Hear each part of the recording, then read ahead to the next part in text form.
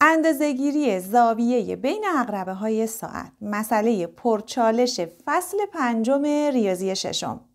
بچه ششمی، این پست برای شماست. یه فرمولی هست که اگه حفظ کنی خیلی راحت میتونی اندازه زاویه بین عقربه‌ها رو به دست بیاری. من اینجا نوشتم. اما مثل همیشه میگم فرمول حفظ نکن چون فراموش میکنی. بریم اولین ساعت.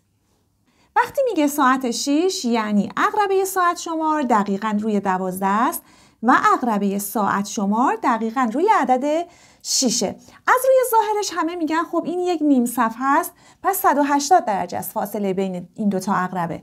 اما اگر بخوای استدلالش رو بیان کنی، یک دایره 360 درجه است تمام زوایاش، تقسیم بر 12 ساعت کنی میشه 30 درجه. یعنی فاصله یا زاویه بین هر ساعت 30 درجه است.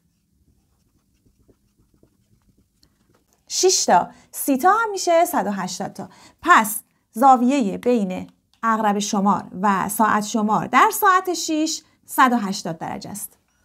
ساعت 3 یعنی عقربه دقیقه شمار دقیقاً روی 12 است و ساعت شمار روی ساعت 3 یا عدد 3 هست. از ظاهرش همه میگن خب این یک قائمه است 90 درجه است.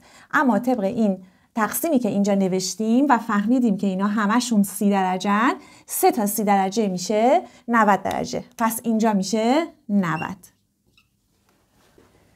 برای ساعت 9 عقربه دقیقه شمار روی 12 و ساعت شمار روی عدد 9 هست.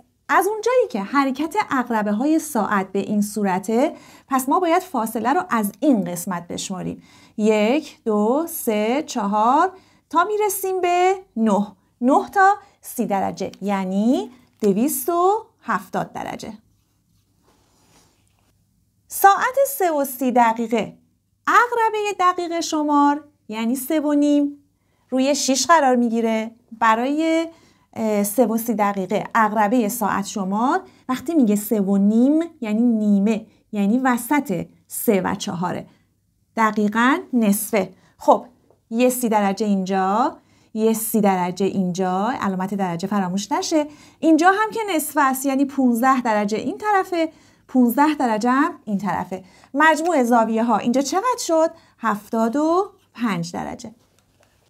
دیدی چه راحت زاویه بین عقربه های دقیقه شمار و ساعت شمار رو به دست آوردیم؟ اگر میخوای ریاضی رو مفهومی یاد بگیری در کلاس‌های آنلاین من شرکت کن. برای ثبت نام بیا دایرکت.